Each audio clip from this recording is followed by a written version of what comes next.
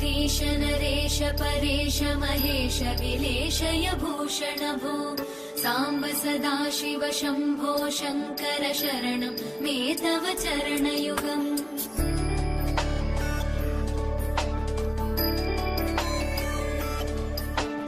उमया दिव्य सुमङ्गल विग्रहया लिङ्गित वामाङ्ग विभो साम्ब सदाशिव शम्भो शङ्कर शरणं मे तव चरणयुगम्।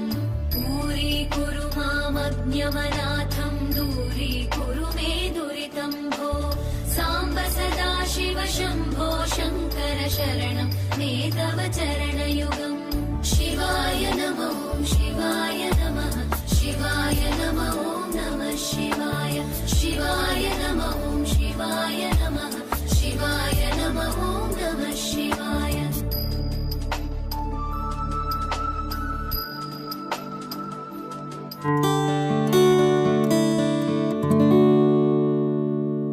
तो ये पचमढ़ी का जो मेरा सफ़र है वो होगा आज से स्टार्ट। बहुत थके हुए हैं, लंबा सफ़र था, इस वजह से सोना पड़ेगा और थोड़ा आराम करना पड़ेगा। शाम को हम जाएंगे जटाशंकर, महादेव का मंदिर है। तो स्टार्टिंग अपनी इस ब्लॉग की, इस जर्नी की हम करेंगे भगवान महादेव से। सावन का भी महीना है तो बनता है वहाँ जाना, और यहाँ से बहुत ही पास में लगभग 1.5 से 2 किलोमीटर आप वॉकिंग डिस्टेंस से भी जा सकते हो। तो शाम को जाएंगे हम जटाशंकर। तब तक मेरे चैनल को सब्सक्राइब, लाइक और शेयर करें, क्योंकि ऐसे इन्फॉर्मेटिव ट्रैवल जर्नी में और ट्रैवल वीडियोस आपके लिए लाता रहूँगा। तब तक के लिए थैंक यू वेरी मच। हमारे व्लॉग की शुरुआत होती है भगवान महादेव, जिन्हें देवों के देव भी कहा जाता है। हमारा सौभाग्य है कि हमें सावन के महीने में महादेव के दर्शन करने का अवसर मिला। अगर आपका होटल मेन पचमढ़ी मार्केट में है तो वहाँ से जटाशंकर धाम महज 1.5 से 2 किलोमीटर के दूर पड़ता है, जिसको आप बाय वॉकिंग भी कवर कर सकते हो। जटाशंकर धाम की अपनी अलग अलग विशेषताएं, जिसके लिए ये जाना जाता है, और इसीलिए यहाँ पर बहुत से लोग जो भक्तगण हैं वो यहाँ पर विज़िट करते हैं।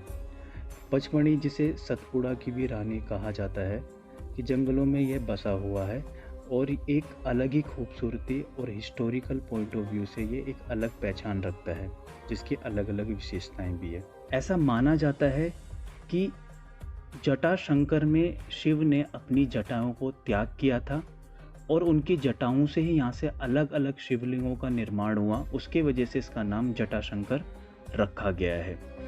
यहाँ की जो पहाड़ियाँ हैं, जो विशाल पर्वत हैं, वो सख्त ना होकर भुरभुरे और भूरे रंग के होते हैं, जो बहुत खूबसूरत रखते हैं। इसीलिए इसे सैंड स्टोन भी कहा जाता है।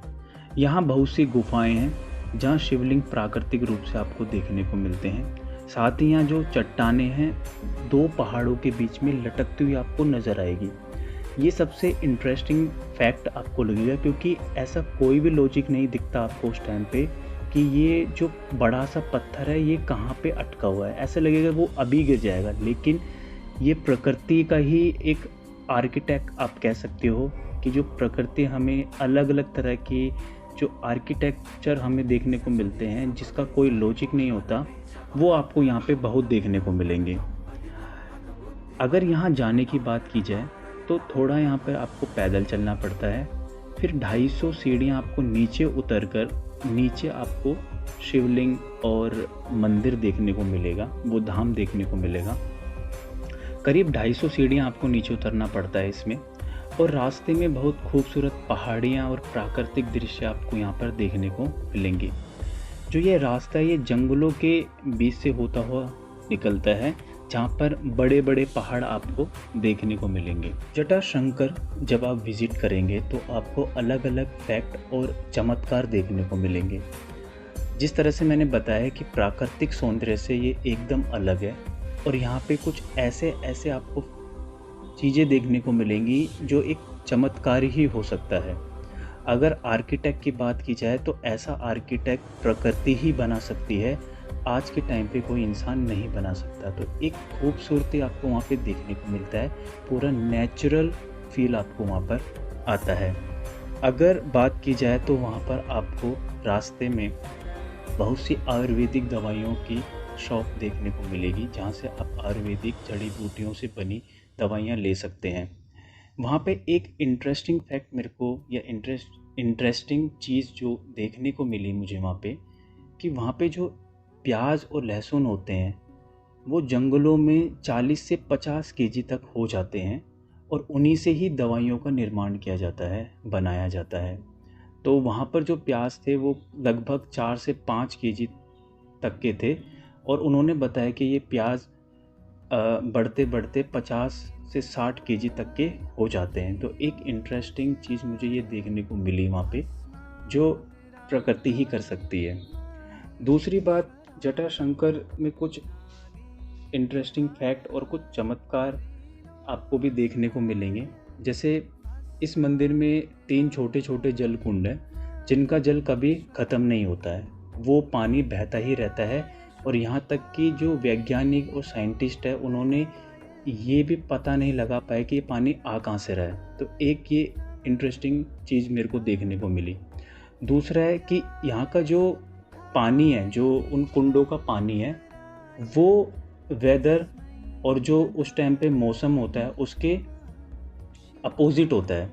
जैसे कि ठंड में वह पानी गर्म होगा और गर्मियों में वह पानी ठंडा होता है।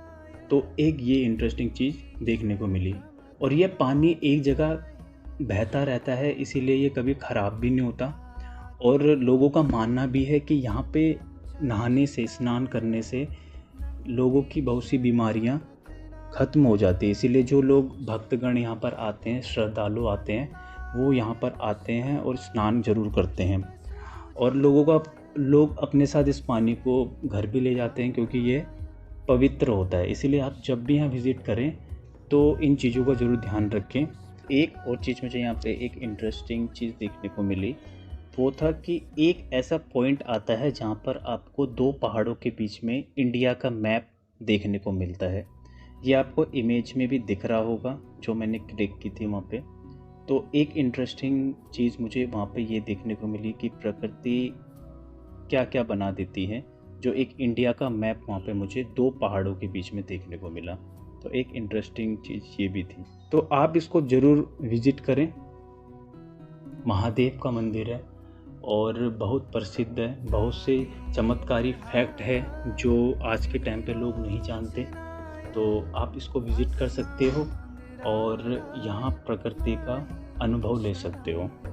बाकी आगे भी मैं ऐसे इंटरेस्टिंग वीडियो, मेरी जर्नी रही है जो पचमढ़ी की रही है, जिसमें अलग अलग, जो पचमढ़ी की सीरीज़ मेरी चल रही है जिसमें अलग अलग जगहों को मैंने एक्सप्लोर किया है। और पचमढ़ी ऐतिहासिक और हिस्टोरिकल अगर आप पॉइंट ऑफ व्यू से देखें तो एक अलग ही जगह है जहाँ पे आपको अलग अलग चीज़ें, प्रकृति और नेचर का जो आप एक रूप देखते हो, जो सौंदर्य देखते हो, वो देखने को मिलता है। तो आप ज़रूर विज़िट करें। तब तक मेरे चैनल को सब्सक्राइब करें, लाइक करें और अपने फैमिली और फ्रेंड्स के साथ शेयर करें ताकि मुझे मोटिवेशन मिले और मैं ऐसी इंटरेस्टिंग वीडियो आगे भी आपके लिए लाता रहूं, चीज़ों को एक्सप्लोर करता रहूं। तब तक के लिए ओम नमः शिवाय। Bye, be safe. मिलते हैं अगली वीडियो में। सलिल चंदन चर्चिताय